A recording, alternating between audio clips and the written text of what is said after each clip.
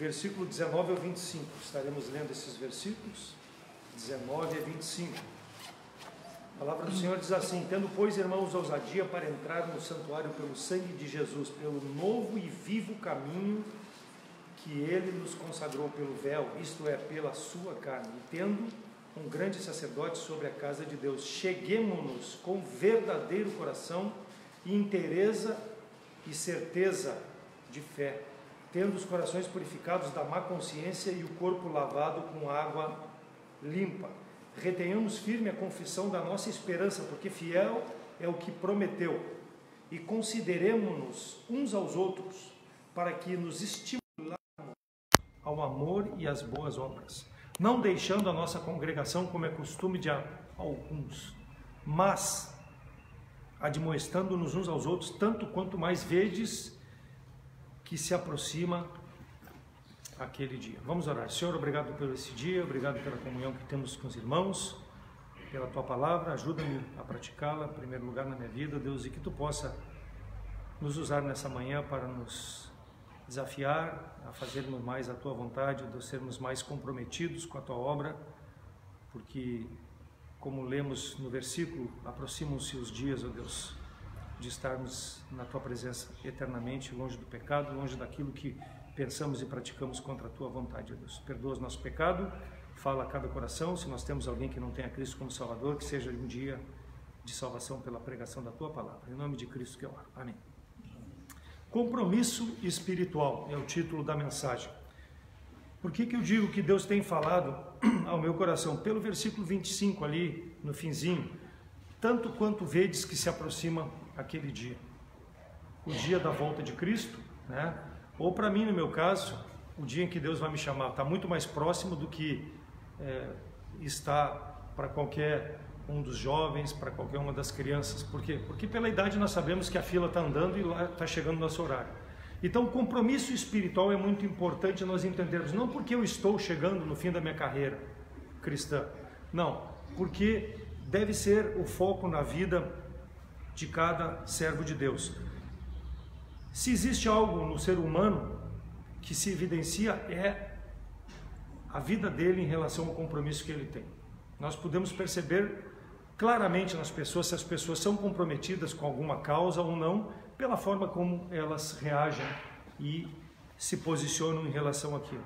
Muito mais quando nós estamos falando compromisso pertinente a Deus, falando de coisas espirituais. O casamento hoje é banalizado. Para que casar?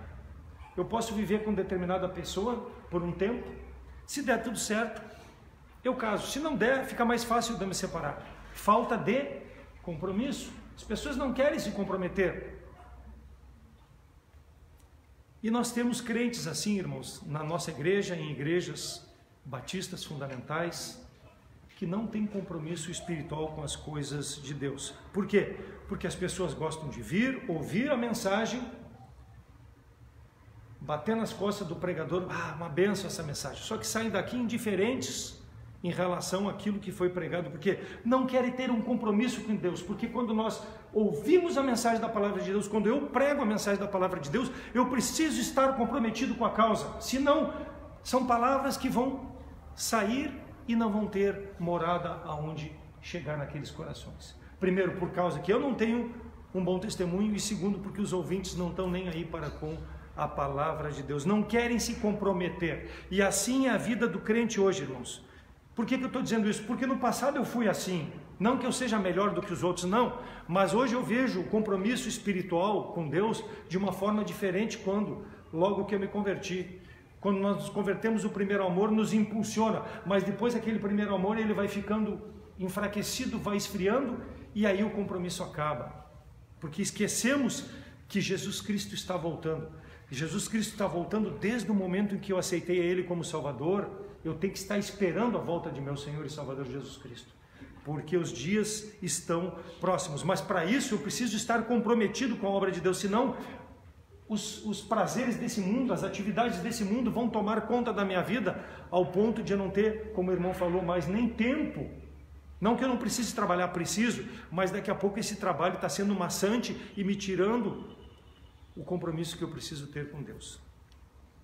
Então, quantas pessoas nós convidamos, promete que vão vir ao culto, não vêm. Quando nós encontramos as pessoas, dão desculpas. Por quê? Não querem assumir compromisso. Como nós estamos estudando na escola dominical, querem ficar na sua vidinha, na sua zona de conforto, em casa, vendo televisão, talvez um dia maravilhoso como esse, indo no parque. Eu mereço, eu preciso cuidar de mim. Não querem compromisso, querem só o seu eu sobre todas as coisas. Então, quanto mais nós crescemos espiritualmente, irmãos, mais nós teremos compromisso.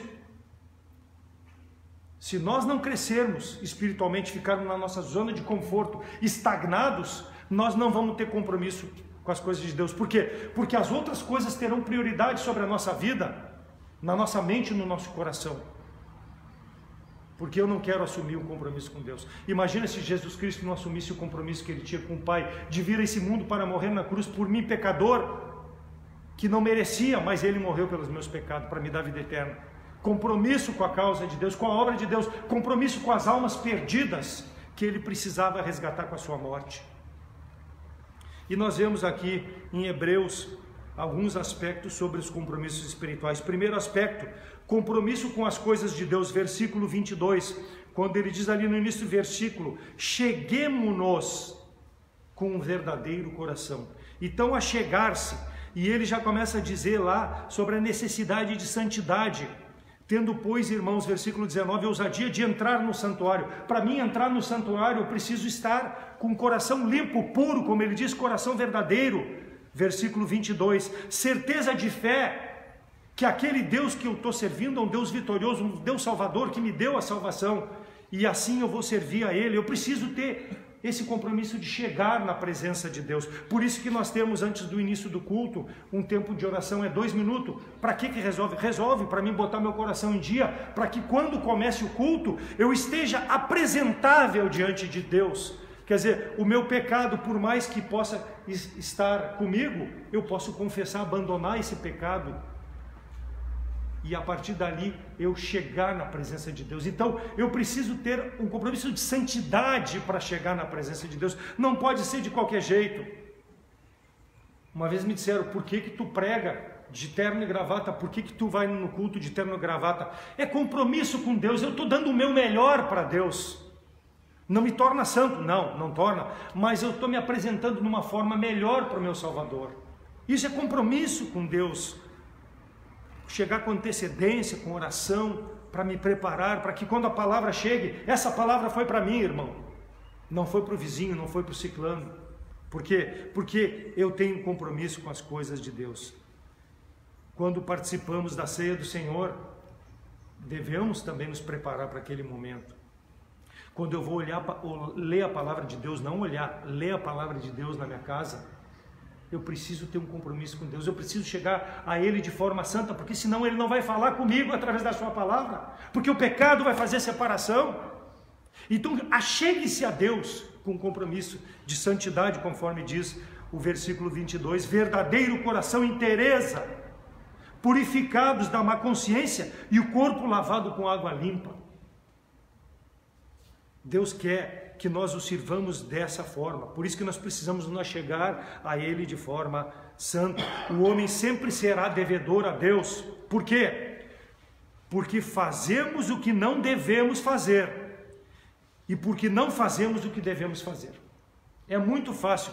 Ah, isso aí, irmão, é um jogo de palavra, tu está querendo ser... Não. Olha o que o Paulo diz em Romanos 7, versículo 15 a 20.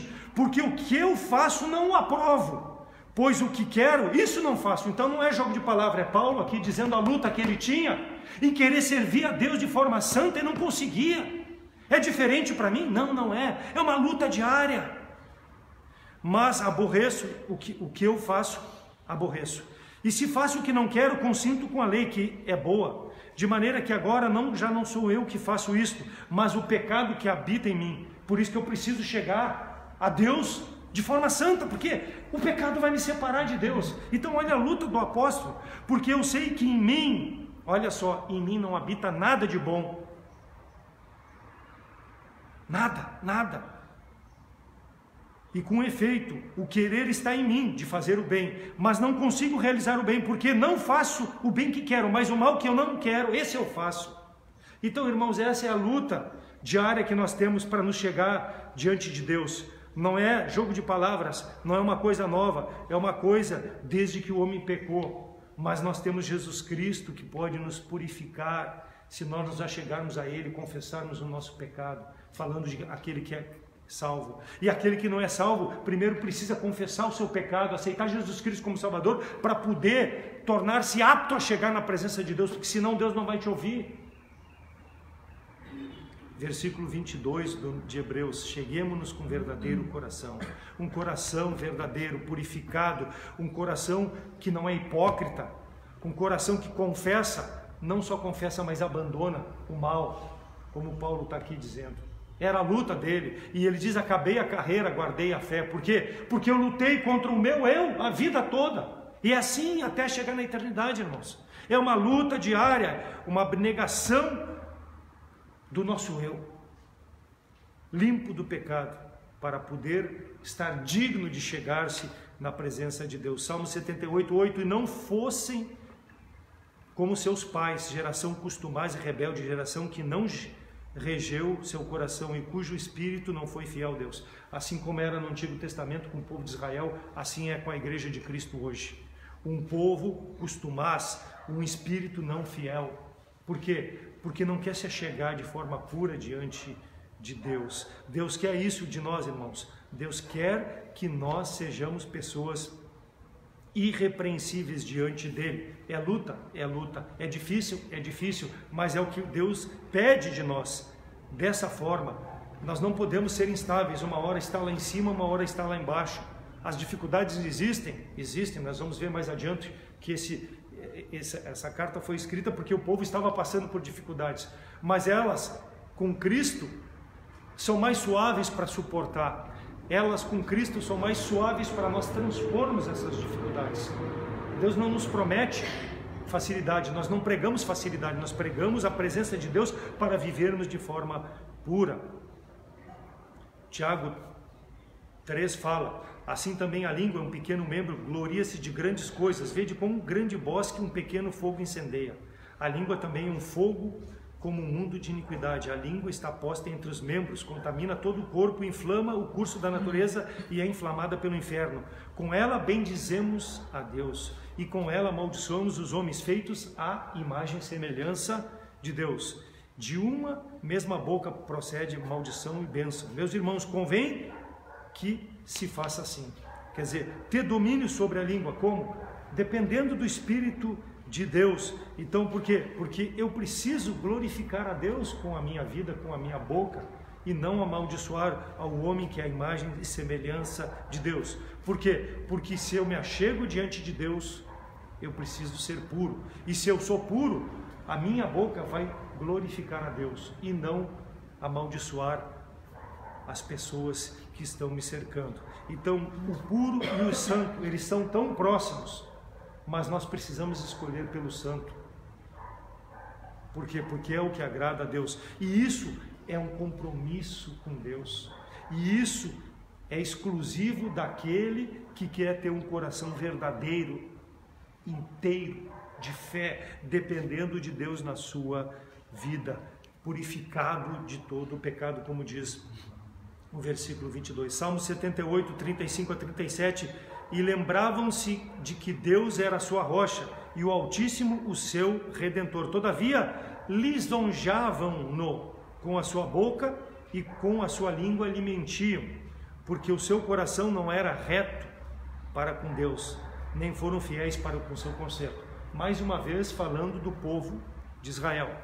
Diferente de mim? Não. Igual. Lisonjar é bajular, lisonjar é um louvor fingido, é demonstrar um interesse fingido. Nós não podemos nos achegar diante de Deus desta forma. E era o que fazia o povo de Israel, e muitas vezes nós chegamos para um culto desse jeito, porque eu não quero ter um comprometimento com Deus. Isso leva a ter esse coração bajulador, não reto diante de Deus, como foi o povo de Israel, e sofreu. Nós lemos na palavra de Deus. Imagina se tivesse sido escrito como está na palavra de Deus sobre o povo de Israel em relação à minha vida. O que seria dito diante dos irmãos? A mesma coisa. Por quê? Porque o coração é o mesmo, perverso, pecaminoso. Quem o conhece? Deus.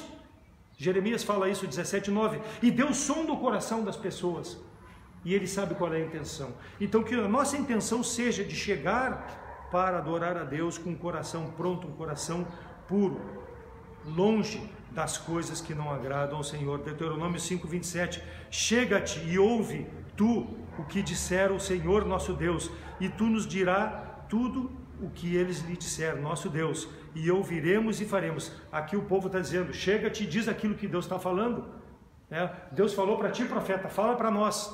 Mas olha só, ouvindo, pois, o Senhor a voz das vossas palavras, quando me faláveis a mim, o Senhor me disse, eu ouvi a voz das palavras desse povo que disseram, e tudo falaram eles bem. Só que falaram bem, mas não procediam bem. Nós sabemos que o povo não procedia bem. Então ele clamava a Deus, mas Deus diz no versículo 29, quem dera que eles tivessem tal coração, como dizem pela boca. Deus quer a intenção do nosso coração, e para que nós proferimos palavras da mesma forma, e não só palavras de lisonja, não só palavras de adoração falsa, que não leva a nada. O crente precisa ter um compromisso verdadeiro. Quando ele tem um compromisso verdadeiro, ele busca servir ao Senhor com o coração reto. Não era reto, diz o Senhor, o coração deles, porque não queriam guardar os mandamentos do Senhor. Eram pesados os mandamentos do Senhor quando eles ouviam. Mas tinha um profeta, tem um pastor, tem um pregador. A mesma coisa para nós. Se é pesado, nós não vamos ter compromisso com Deus. Precisa ser comprometido, espontâneo. Cheguemos-nos com verdadeiro coração. Nosso coração não pode ser instável. Ele precisa estar fundamentado, como diz o versículo 22, inteira certeza de fé em Deus. Quando nós temos inteira certeza de fé naquilo que Cristo fez por nós, naquilo que Deus significa para a nossa vida, nós vamos ter então esse compromisso com Deus. Então esse é a primeira exortação aqui em relação ao compromisso espiritual, compromisso com Deus. Segunda exortação, versículo 23, retenhamos firme a confissão da nossa fé, porque fiel é o que prometeu. Compromisso com a profissão da nossa esperança, o nosso testemunho. Nós devemos guardar firme esse testemunho, irmão, irmã. Como eu vou guardar? Sendo fiel aos cultos, sendo fiel com os compromissos da igreja, sendo fiel com o meu testemunho, sendo fiel com a espera da volta de Cristo. Eu estou mostrando aonde está baseado a minha confissão de fé. Eu estou vivendo hoje. Quantas vezes tu ouviu um irmão dizer para ti, pode ser que Cristo volte hoje? Isso é a confissão da minha esperança. Nós devemos viver isso diariamente. Essa é a nossa esperança. Não porque eu estou chegando nos 60 anos e está mais perto de eu morrer, não. É porque Cristo prometeu, está na sua palavra, e eu devo esperar isso hoje. Quanto mais, conforme diz o versículo 25, diz que se aproxima aquele dia. Faça isso, espere. Essa é a profissão da fé, é o testemunho de fidelidade, de santidade. Eu preciso viver nesse mundo, mas eu não sou desse mundo. As pessoas precisam notar isso em mim, para que possam ver qual é a minha esperança. A esperança é que eu sou um forasteiro nesse mundo. Estou de passagem e estou aguardando o retorno do meu Salvador. Isso eu preciso diariamente mostrar às pessoas. Por quê? Porque a minha profissão de fé é aquilo que Cristo prometeu que vai acontecer com a minha vida. No momento em que Cristo voltar ou me levar pela morte, estarei livre desse sofrimento, livre desse pecado que me domina muitas vezes, livre de tudo aquilo que é a falta de compromisso espiritual para com as coisas do Senhor. A esperança para o crente nunca morre. Existe aquele ditado, a esperança é a última que morre. Mas para o crente não, a presença de Deus é a nossa maior esperança. E Deus morreu, mas ressuscitou, Jesus Cristo ressuscitou. E essa é a minha esperança. A esperança é a última que morre para quem não crê em Jesus Cristo como Salvador. Nós temos essa viva esperança. O salmista Davi diz no Salmo 146:5: bem-aventurado aquele que tem o Deus de Jacó por seu auxílio e cuja esperança está posta no Senhor seu Deus. Essa é a minha esperança. Então ela não vai morrer nunca, porque Ele é um Deus poderoso. Jesus Cristo é a esperança do crente e devemos lembrar disso no momento da tribulação, no momento da angústia, no momento da incerteza, no momento da dor, no momento de tudo aquilo que nos atemoriza. Por quê? Porque eu sou passageiro por esse mundo. Isso tudo vai ficar, mas a minha esperança é de estar na presença do Senhor, revestido com um corpo de glória, um corpo semelhante ao meu Salvador. E eu creio nisso. Se eu creio, eu viverei. Por quê? Porque eu estou aguardando a eternidade. Então viva a eternidade já hoje. Deus nos permite isso, porque essa é a viva esperança que nós temos. Viva a eternidade aqui. Nada podemos fazer se esquecermos essas promessas. Agora, se vivermos com base nessa promessa, eis que estou convosco até a consumação do século, depois de Jesus Cristo dar a grande comissão. Qual é a consumação do século? Quando Ele vier nos buscar. Todos os dias estarei convosco. Então essa é a minha esperança, de que Ele vem me buscar, mas eu estou vivendo por essa esperança. Confissão de esperança que há em nós. Assim nós estaremos aguardando o dia do Senhor. O que fez Estevão, quando estava sendo apedrejado, depois de dar o testemunho para aqueles judeus, mas ele, estando cheio do Espírito Santo e fixando os olhos no céu, viu a glória de Jesus, que estava à direita de Deus, e disse: eis que vejo os céus abertos e o Filho do Homem que está em pé à mão direita de Deus. Então, quando existiu o problema, é um desafio para mim hoje, que eu possa ver Jesus Cristo à direita de Deus e olhar para aquele que deu vida eterna para mim, que me dá a esperança de viver eternamente, e deixar esses problemas de lado. Não permitir que eles me atormentem ao ponto de perder o compromisso com essa esperança. Romanos 12:12 diz: alegrai-vos na esperança, sede pacientes na tribulação, perseverai na oração. É um desafio para a minha vida em primeiro lugar. Não importa a circunstância, a dificuldade, eu espero naquele que venceu a morte por mim. Aquele que está aqui hoje sem Jesus Cristo não pode dizer a mesma coisa. Por quê? Porque não tem esperança. Mas pode sair daqui hoje, confessando Jesus Cristo como seu Salvador, ter essa viva esperança para a sua vida. E sair como a maioria de nós, regozijados, porque temos a certeza da vida eterna em Cristo. Se você não tem Jesus Cristo, pense na sua situação diante de Deus. Sua vida é passageira. Pode ser um jovem, pode ser um adulto. Sua vida é passageira. Seus dias estão contados aqui nesse mundo. Nós não sabemos quando partiremos, mas partiremos. É só ir no cemitério e olhar. Vamos partir um dia. Ou, se Jesus Cristo voltar hoje, você vai ficar aqui porque não tem Jesus Cristo como Salvador. Eu tenho essa esperança de estar na presença de Deus. Não porque mereço, mas porque reconheci Jesus Cristo como Salvador. Então, esse é o compromisso com essa viva esperança. Então, compromisso com as coisas de Deus. Segundo, compromisso com a confissão da nossa esperança. Terceiro, versículo 24. Compromisso com os irmãos. E consideremos uns aos outros para nos estimularmos no amor e nas boas obras. Uns aos outros. Aqui está falando na comunhão entre irmãos. Na comunhão de salvos em Jesus Cristo, que se achegam para cultuar a Deus, ou se reúnem nas suas casas em comunhão, porque têm a mesma profissão de fé e a mesma esperança. Ânimo no nosso relacionamento, irmãos. Nós precisamos ter esse ânimo no nosso relacionamento para nos estimularmos uns aos outros e não nos mordermos uns aos outros e não nos atacarmos uns aos outros. A carta está sendo escrita aqui porque a igreja passava por problemas, por dificuldades. Então era uma exortação. Qual igreja que não passa por problemas e dificuldade? A exortação é para que nós possamos nos considerar uns aos outros, nos amar, nos preferir. Ah, que prazer estar em comunhão hoje com todos os irmãos, ao invés de estar em comunhão com a minha família. Não que eu não mereça ter comunhão com a minha família, não é isso. Mas eu tenho que ter esse prazer.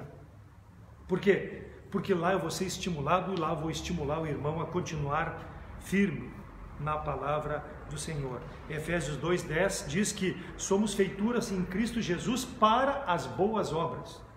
Para as boas obras. E Deus nos preparou para que nós andássemos nessas boas obras. Qual melhor obra que não é em ter comunhão com o irmão em Cristo?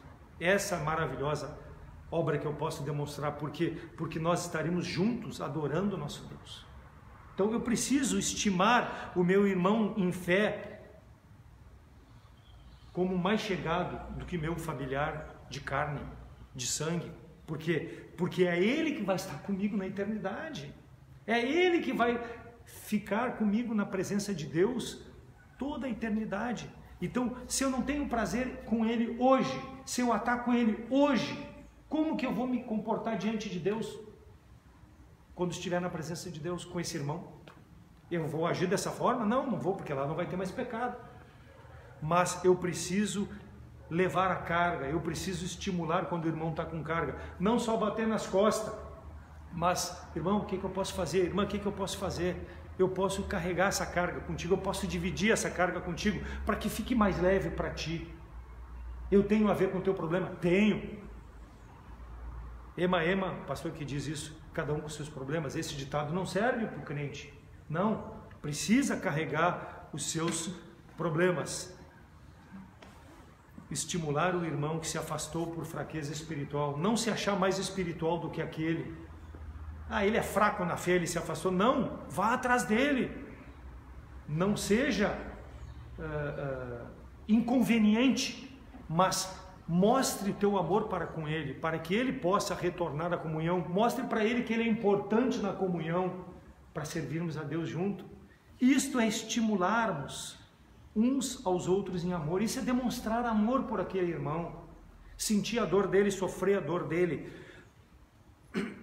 Davi menciona em Salmo 51:12, torna, Senhor, a dar a alegria da tua salvação. Por quê? Porque ele havia pecado com Betseba, havia adulterado e havia matado Urias, o Eteu, marido de Betseba, e ele ficou afastado de Deus. Mas quando ele foi cutucado pelo profeta Natã, quando ele foi confrontado, e muitas vezes eu ir na presença do irmão, eu posso ter autoridade da palavra de Deus para confrontar ele e mostrar: irmão, tu está em pecado. Isso é amor. Mostrar para ele com amor: tu está em pecado, tu precisa restaurar a comunhão, porque nós fomos feitos para viver em comunhão e não ficar separado. Retorna a comunhão comigo, irmão, mas primeiro tu tem que largar o teu pecado, está aqui. Foi o que fez o profeta com Davi. E Davi fez o quê? Se ajoelhou, se arrependeu, abandonou o pecado. E aí ele diz: Senhor, restaura a alegria da minha salvação. Talvez tu esteja precisando restaurar a alegria da tua salvação. Não perca tempo. Estime a comunhão com os irmãos. Davi reconheceu, mesmo quando repreendido, se precisar, vamos com amor repreender o irmão. Faz parte disso no meu relacionamento. E no 381, amor fraternal, esses dias eu falava com Paulo Carvalho, na segunda estrofe diz: pois sendo resgatado por um só Salvador, devemos ser unidos por um mais forte amor, olhar com simpatia os erros de um irmão e todos ajudá-lo com branda compaixão. Os erros de um irmão são as limitações, são as dificuldades. Olhar com simpatia e ajudar, não o pecado. O pecado, mostrar como mostrou o profeta, e se preciso repreender, exortar para que abandone. Agora, olhar com simpatia, muitas vezes, algumas limitações. Não se torne superior, um ser superior em relação aos seus irmãos no relacionamento. Se precisar, desça ao nível dele, no sentido de poder auxiliá-lo. Ele precisa de ti. Por isso precisa estimular uns aos outros no relacionamento com amor. Então isso é compromisso com a obra do Senhor. Olha o que diz Filemão 7: tive grande gozo e consolação do teu amor por ti, ó irmão. O coração dos santos foi reanimado. Quer dizer, o meu relacionamento com os irmãos deve ser de animar e não de desprezar ou desanimar o irmão. Eu preciso ser um fogo na vida daqueles irmãos, no sentido de ajudá-los nesse relacionamento com Deus. Porque eu sou mais espiritual. Então mostra a tua espiritualidade amando mais do que tu é amado. Jesus Cristo não disse: ama teus inimigos, porque é muito fácil amar quem te ama. Então ama quem te aborrece, se por acaso talvez aquele irmão te aborreça. Será que o motivo que eu tenho dado ao meu irmão é de ânimo? Ou é um motivo de desânimo? Ou é um motivo para que ele se separe do relacionamento comigo e principalmente com Deus? Porque quantos abandonaram a fé dizendo, se é para ser crente como fulano, eu vou deixar. Quantos fizeram isso e voltaram ao mundo? Josué 14:8, mas meus irmãos que subiram comigo fizeram derreter o coração do povo. Eu, porém, perseverei em seguir o Senhor meu Deus. Aqui, Caleb está recebendo em Deuteronômio a divisão da terra, e ele está lembrando a Josué, ó Josué, te lembra? Lá em Números 13 está escrito que nós 12 fomos para espiar Canaã, e aqueles 10 derreteram o coração do povo, dizendo que a terra era má, que a terra tinha gigantes, que a terra era isso. Mas lembra, eu e tu ficamos firmes. Então o meu coração para contigo, não que ele quisesse ter vantagem, não é isso, mas ele sempre foi um coração de bom relacionamento. Por quê? Porque eu sempre primei pelas coisas de Deus, e quando eu me relacionava contigo diante de Deus, nós tínhamos o mesmo sentimento. Nós nos estimulamos, apesar daqueles 10 querer fazer diferente e receberam o castigo pelo seu pecado, eu fiquei contigo, eu e tu ficamos com Deus. Então, isso, Caleb lembrando pelo fato de que vale a pena nos estimularmos, ao invés de derreter o coração do outro, diante da circunstância difícil. Não desanime, irmão. Ao invés disso, se encoraje na palavra de Deus e seja um canal de encorajamento para aqueles que estão fracos. Estamos próximos de receber a nossa herança, que é a eternidade com Cristo. Próximo, bem aqui. Mas não desanime aquele que está fraco, aquele que precisa do teu apoio. Tenha disposição, seja uma bênção. Filemão 20 diz, sim, irmão, eu me regozijarei de ti no Senhor. Reanima o meu coração no Senhor. Reanima o meu coração no Senhor. Nós precisamos então sempre de alguém próximo de nós com a mesma intensidade de fé e coragem para prosseguirmos junto. Porque se eu começar a olhar e ver que eu estou sozinho, o desânimo vai bater em mim. Então seja um fator de animar o teu irmão, principalmente o mais fraco. Que bom que seria se partisse daqui hoje, não para minha glória, mas que pudesse ser dito a meu respeito, puxa, aquele irmão realmente demonstrava uma fé, aquele irmão realmente era um encorajamento, aquele irmão realmente era uma bênção na minha vida. Isso é o que precisa estar no nosso relacionamento como crentes. Mas para isso eu preciso ter o compromisso com os meus irmãos, em fortalecer esse irmão, em estimular esse irmão, além do compromisso com as coisas de Deus, além do compromisso com a confissão da nossa esperança. E por último, rapidamente, compromisso com a igreja, versículo 25, não deixando a nossa congregação como é costume de muitos. Eu estou botando muitos aqui, está falando em alguns, mas como é costume de muitos. Mas quando vedes que está se aproximando a hora da volta de Cristo, ficai junto, perseverai fazendo a vontade de Deus. A igreja de Cristo, irmão e irmã, precisa ser fiel. E quem deve ser fiel? Eu devo ser fiel. Não é a irmã Lívia, eu devo ser fiel. Ela é a situação dela com Deus. Eu preciso ser fiel. Não posso passar essa responsabilidade para outra pessoa. Tanto quanto vedes que chega o dia. E aí, fiel é nos dias de culto, aí é fiel é levar os folhetos lá na Expo Inter, no Parque Farroupilha, aí fiel é evangelismo, aí é fiel é dízimos, oferta, promessa de fé, aí é fiel é oração pelos irmãos, aí fiel são várias coisas. Igreja não é clube aonde nós chegamos quando temos vontade, interesse ou porque tem algum momento relevante social que eu vou vir. Igreja não é hospital ou consultório médico que depois que as pessoas conseguem resolver seus problemas físicos, desaparecem. Igreja não é banco para resolver problemas financeiros. Igreja não é teatro onde a pessoa chega para se alegrar, para ouvir pessoas representarem o que não é real, e depois voltarem para suas vidinhas. Igreja não é nada disso. Igreja não é isso. Igreja é coisa séria. Igreja é muita responsabilidade. Igreja é o local onde se congregam pessoas da mesma fé e crença doutrinária para cultuar a Deus, o seu Criador, o Criador dos céus, da terra, o que deu salvação e querem ter compromisso com Deus. Isso é igreja. Quando eu tiver isso na minha mente, eu não vou deixar de congregar, como é costume de muitos e muitos e muitos. Por quê? Porque eu vou saber o motivo pelo qual eu estou servindo a Deus. Estou me preparando para estar eternamente com os remidos lá no céu. Eu vou saber como chegar, eu vou saber como louvar a Deus, eu vou saber como cultuar eternamente Deus, porque eu fazia isso aqui, nesse mundo. O que estava então acontecendo com essa igreja, que é destinada à carta em Hebreus, é que eles estavam passando por grandes lutas. E uma das primeiras coisas, quando nós fazemos, é o que fez a igreja aqui, por isso que o apóstolo está exortando, uma das primeiras coisas que é mais fácil de fazer quando tem um problema é fugir do problema. Então eu deixo de congregar, ao invés de resolver o problema. Eu fugi do problema, é muito mais fácil. Foi o que aconteceu, abandonar a congregação, abandonar a fé. E isso não é diferente de hoje. Essa carta é tão atual como era para aquela época. Mas graças a Deus que nós temos pessoas reunidas com esse propósito, pessoas reunidas com a intenção de glorificar a Deus com a sua vida, pessoas reunidas com a intenção de cultuar a Deus.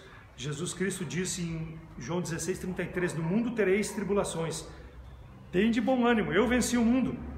Então quando eu lembro disso, eu vou chegar para congregar, porque quando eu chego para congregar, eu glorifico a Deus, eu louvo a Deus, eu compartilho do amor de Cristo, eu escuto a pregação da palavra de Deus e em consequência eu cresço espiritualmente, eu adquiro conhecimento espiritual para mim sair daqui e poder lutar. Não é o suficiente, não, eu preciso ter minha comunhão com Deus em casa, mas me ajuda muito nisso.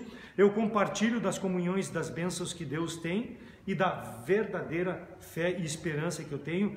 Eu agradeço a Deus por ter um grande Salvador, eu agradeço de participar e ser útil na obra de Deus. Eu me preparo para a eternidade e eu não esqueço que a igreja foi instituída por Deus e que é o corpo de Cristo aqui nesse mundo. Efésios 1, 22 e 23 diz que e sujeitou todas as coisas aos seus pés. E sujeitou quem? Deus sujeitou a coisa aos pés de Jesus Cristo. Ih, sumiu mesmo. Sujeitou aos pés de Jesus Cristo. E sobre todas as coisas constituiu Jesus Cristo como cabeça da igreja, que é o seu corpo, a plenitude daquele que cumpre tudo em todos. Então, quando eu tenho compromisso com a igreja, eu não vou esquecer disso. Então, quando temos compromisso com Cristo, teremos compromisso com a igreja local, que é o seu corpo. Quando não temos compromisso com a igreja local, refletimos a falta de compromisso com Cristo. Então, se eu não estou sendo fiel, se eu estou deixando de congregar, é porque eu não sou fiel, não à igreja, a Cristo. Eu não sou fiel àquele sangue que foi derramado na cruz pelo meu pecado. Eu estou sendo indigno de ser reconhecido como um filho de Deus. Imagine se muitos de nós somos fracos, vindo quarta, vindo reunião de homens, vindo reunião de casais, vindo reunião de senhoras, vindo na escola dominical, vindo no culto da noite, e somos fracos. Imagina se deixarmos de congregar e só ficar com o estudo em casa. Mas será que se eu não venho à igreja, será que eu vou abrir a minha Bíblia lá em casa?